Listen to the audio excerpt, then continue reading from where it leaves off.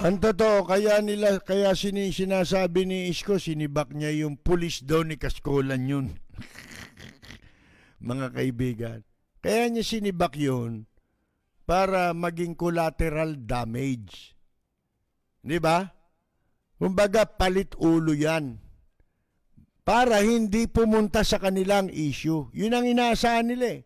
Pag sinibak mo na, yung bola na ipasa na nila sa iba. Pwede mo nang isisi sa iba. Hindi na sa kanila. Eh, ikaw ang mayor eh. Kailan ka magkakaroon ng pananagutan? Sige nga. At saka, nandun ka eh. Hindi ba kasali siya ron sa programa? Nangunguna pa nga siya ron. Oh, nangunguna kayo sa kayabangan. Nung pananagutin na kayo, wala may gustong umako. Nagtuturo kayo. Gumukuha kayo. Gumagamit kayo ng ibang tao. Tinanggal yung pulis. Dapat kayo, parusahan din kayo. Eh kayo, promotor niyan eh. Oh, kaya ako, awang-awa ako dun sa mga naloko ni Isko. Alam mo kung saan kayo naloko? Sa social media. Napahanga kayo masyado. Sabi ko nga eh, huwag masyadong ako dalan-dala na sa ganyan. Sana kung may ayaw kasing magbase ng publiko sa track record eh. Hindi siya pag-ano, pinababayan ko lang kayo eh. Isko, Yorme, presidente. Presidente, hindi gawin yung presidente. Sabi ko nga, sana pag tumakbong presidente yan, manalo. Kaya lang, sana manalo siya. Kung mananalo siya, yung susunod na araw, pag-uhukom na eh. Gunaw na. Sa bispiras ng gunaw, maging presidente sana siya. Mga kaibigan. Katakot-takot na ang pagdadaanan ninyo dyan. Meron na ba napatunayan si Isko? Sige nga. Kaya alin yung nilinis. Trabaho nila yun eh. Yung Divisoria. Bakit ngayon may mga iba na? May ibang stall na pumalit. Kulay naman niya. Dati kulay ni Erap. Orange. Ngayon asul. Asul naman. Yun ang color motif niya eh. Di ba? Managot kayo. Pagkatapos yung nagraling ilang piraso ro sa Korte Suprema eh. Binuwag ng pulis. Mga kaibigan, sila raw sumusunod lang sa tungkulin nila. Mga kaibigan, anong katarantaduhan yan? Di ba? Hindi ba kayo nahihiya? Alam nyo ganyan talaga. Ngayon, ang batas ay depende lang pala sa gusto ng nagpapatupad. Di ba? Hindi rule of law yan. Kita ninyo mga pinagsasabi nila ngayon, kung ano yung mga sinasabi natin. Si Isko nga nangongopya sa atin eh. Alam ko nakikinig yan eh. Nanonood yan eh. Dito kumukuha ng idea para palitaw. Di ba? Panoorin niyo yung video niya, yung Facebook niya. Kung magsalita, akala mo, malumanay. Sinong edukado? Akala mo, edukado eh, di ba? Alam niyo, mga ganito mga ganyan tayo'y magkaisa mga politiko masama yung yung sinasabi natin dito, ginagaya niya, may nagpadala sa akin. Kaya lang, hindi ganun ang style ko, di ba? Alam naman niyo yun eh. May kasabihan sa Tondo, Isko. Tsaka kayo na rin, mga nakikinig. Alam niya itong kasabihan ito. Ang kasabihan sa Tondo, madali maging tao. Pero, mahirap magpakatao. Walang preno kung bumatikos. Malalim at makatwirang komentaryo. Mag-ingat ang mga politikong gumagawa ng kalokohan at baka kayo ay tamaan ng Rapid Fire! Magpapatuloy po tayo sa mga masyadong napaniwala ni Isko, sabi ko nga sa inyo, mga kaibigan, madali naman maging tao eh. Ang pinakamahirap, yung magpakatao ka. Ha? Kung sira na yung pagkatao mo, ang hirap magpakatao. Di ba? Mga kaibigan. Kasi ang publiko, ang daling matangay niyan. Isipin mo, pati mga walang kabagay-bagay sa social media, magsasayaw. Ginagawa ni Isko yan eh. Di ba? Nagsasayaw call boy.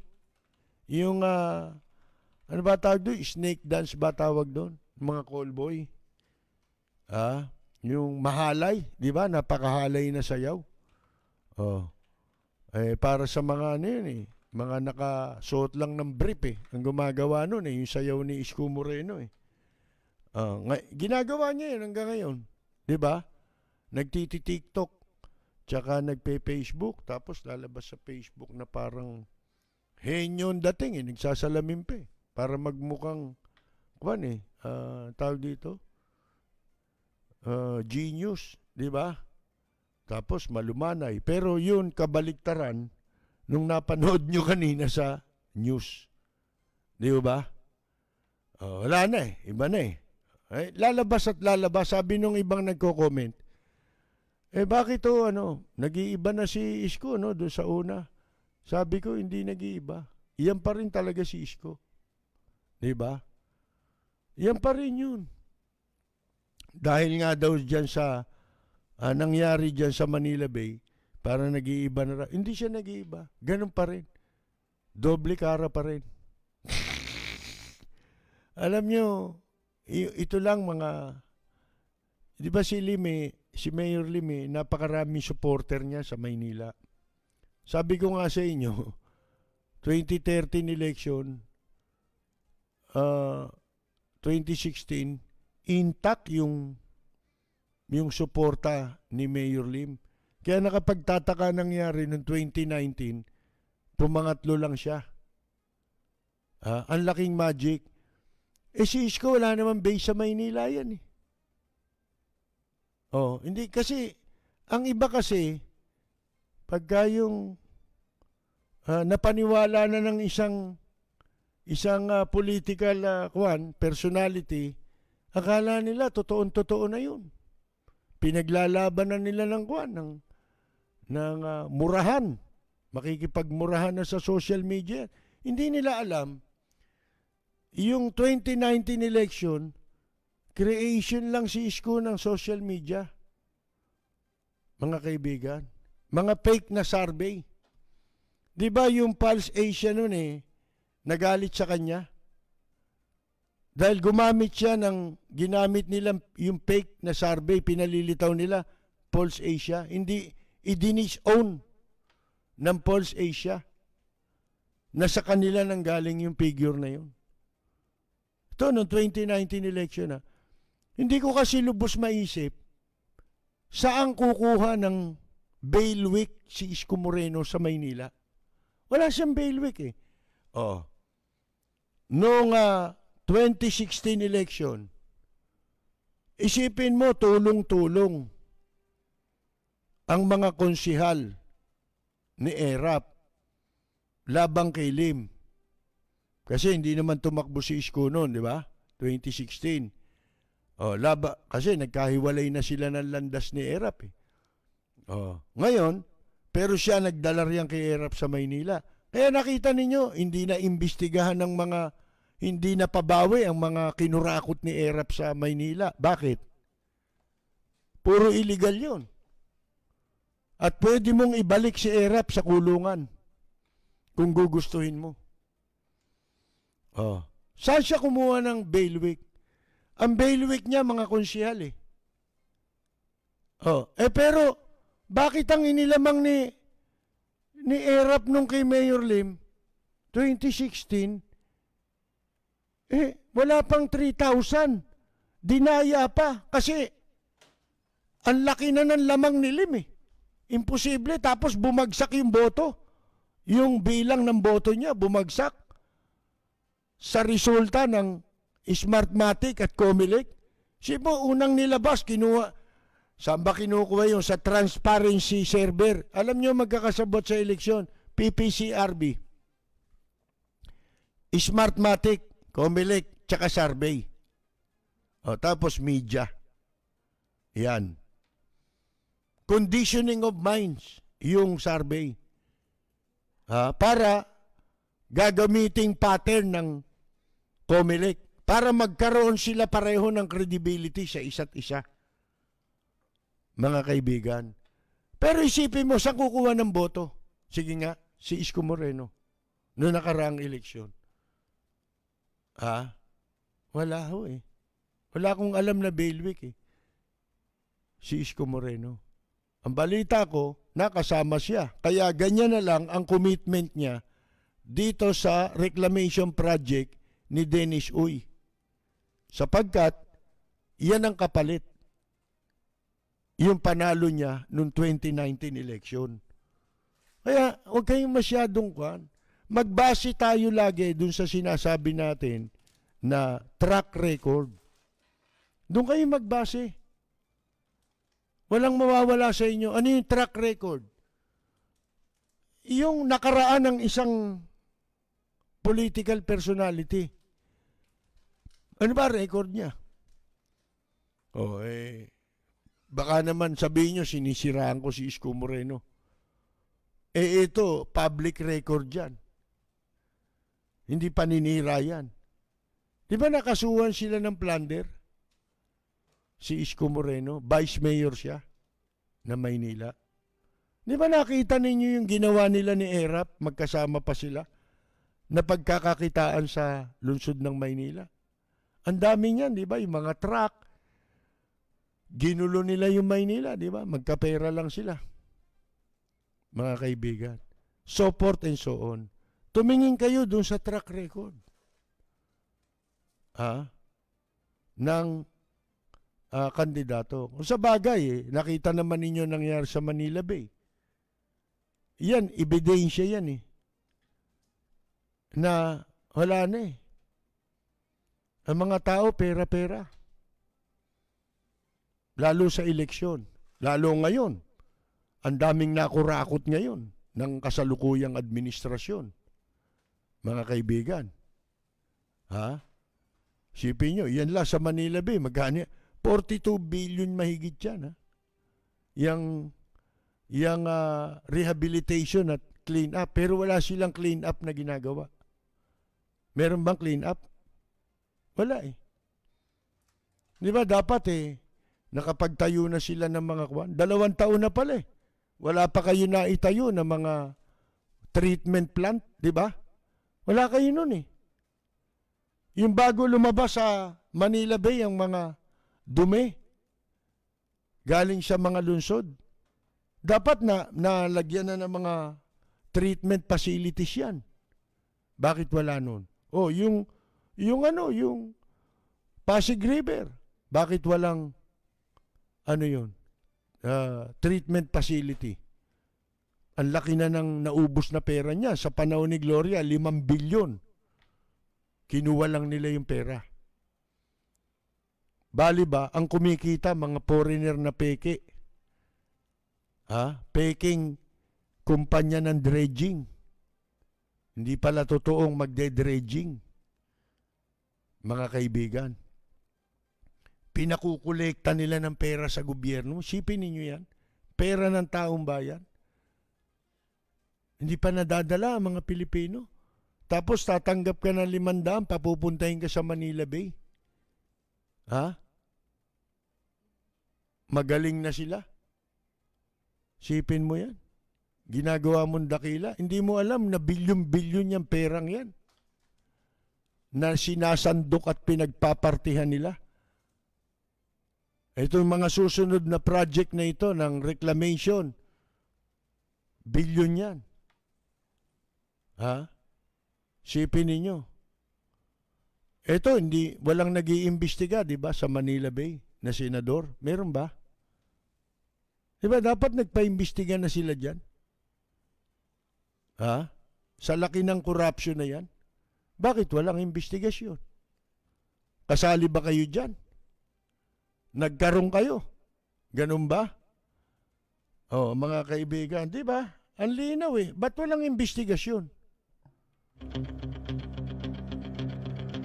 Walang preno kung bumatikos. Malalim at makatwirang komentaryo. Mag-ingat ang mga politikong gumagawa ng kalokohan at baka kayo ay tamaan ng Rapid Fire!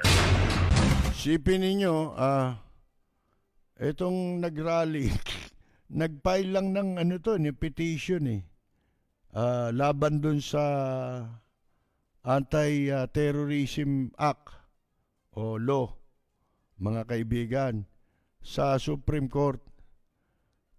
Pagkatapos, wala namang pulis, bigla nagsidatingan yung pulis dahil nagrarally raw yung, alam nyo ko ilan? 27 na mga kababaihan. 27 lang. Sa Manila Bay. Nakatitiyak ba kayo na isa man doon walang positive sa COVID? Nakatitiyak kaya sila? Mga kaibigan? Isa lang. Naghakot sila ng tao eh. Hakot yun. Uso na naman ngayon ang hakot, mga kaibigan. Paano? Wala na talagang ang totoo niyan, mga kaibigan. Si Presidente Duterte, wala na yan. Wala nang suporta yan ng mamamayan. Marami lang takot, di ba? Wala naman sila mapapalakas eh. Di ba? Mga kaibigan, tatakot sila. Yun ang iniisip nila. Pero wala na yan eh. Kita ninyo yung mga sinasabi nating pwedeng mangyari bilang resulta ng kanyang mga kalapastanganan sa ibang mga bansa at leader ng ibang bansa na hindi naman niya kaaway, hindi naman natin kaaway, binababoy niya. Di ba? Kung pagsalita, nakala mo may kakayahang lumaban. Alam natin, hindi naman tayo ubra sa China eh. Sabi ko nga sa inyo kung magkakagera ang China at Pilipinas, hindi na kailangan gumamit ng China ng armas. Wala pa rin tayong laban. Alam nyo kung ano gagawin nila? Patay tayong lahat. Ang gagawin lang nila, iihilang ng sabay-sabayan, lunod na tayo. Walang preno kung bumatikos. Malalim at makatwirang komentaryo. Mag-ingat ang mga politikong gumagawa ng kalokohan at baka kayo ay tamaan ng Rapid Fire! Sabi nitong Colonel na pumalit do sa Sinibak, si Colonel Alex Daniel, bigla sila nagrally, nagdikit-dikit po at nagkaroon ng violation sa protocol natin.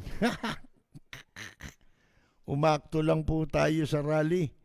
Nagkaroon ng grouping at kapag na-establish ang group, lalo na sa rally, nagkakasigawan tayo. Yun daw, sabi niya, mga kaibigan. 27 yan eh. Ba't yun sa Manila Bay, ang dami nun, mga kaibigan. Libo yata yun eh. Laki ng perang ginastos doon. Doon lang. Sabi ko sa inyo, ang unang pakay doon nila, hindi nila alam na, sabi ko, yun ang yun ang masama eh. Pagka isang bagay mali, tatakban mo yan, tatagpian mo di ba? Nang mali na naman. Hindi mo maitutuwid yan ng panibagong mali. Puro mali na lahat yung ginagawa eh. Hindi nila ganito gagawin natin. Kilala ko yan. Alam ko mag-isip yan. Sila Ahan Chen.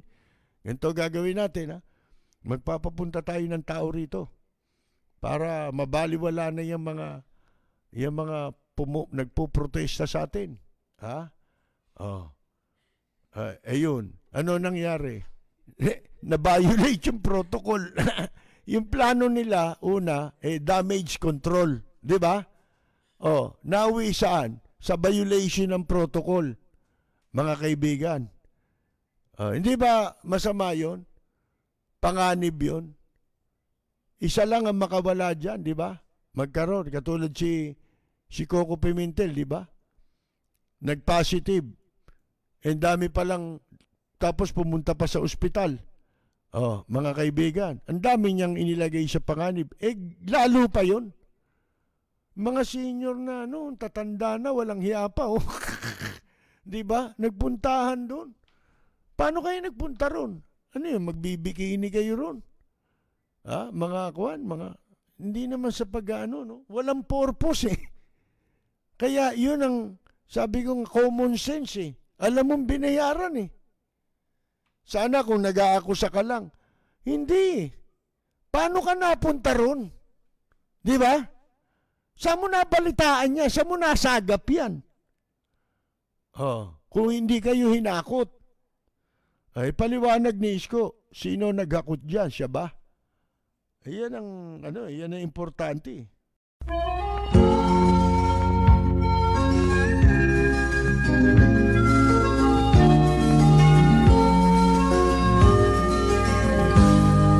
Sa bayan ko ay isa ang lahi, dito'y wala ang pagkukunwari. Hindi padadaig, sadyang kilala sa daigdig, may pagkakaisa sa bawat nais.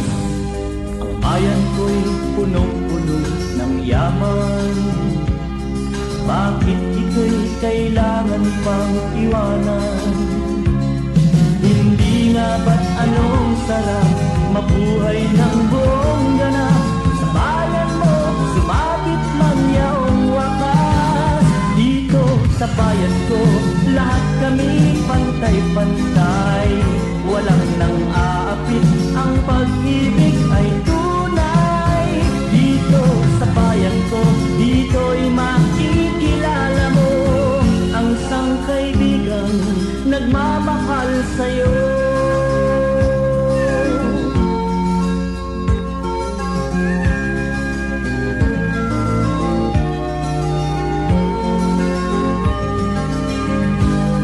Ang bayan ko'y punong-puno ng yaman, bakit ito'y kailangan pang iwanan? Hindi nga ba't anong sarap mabuhay ng buong ganap? Sa bayan mo, sumapit man yaong wakas. Dito sa bayan ko, lahat kami pantay-pantay. Walang nang aapit, ang pag-ibig ay tunay. Dito sa bayan ko, dito'y makikilala mo ang mga kaibigang nagmamahal sa'yo. Dito sa bayan ko, lahat kami pantay-pantay. Walang nang aapit, ang pag-ibig ay tunay. Dito sa bayan ko, dito'y makikilala mo ang isang kaibigan, ang mga kaibigan, ang bawat kaibigan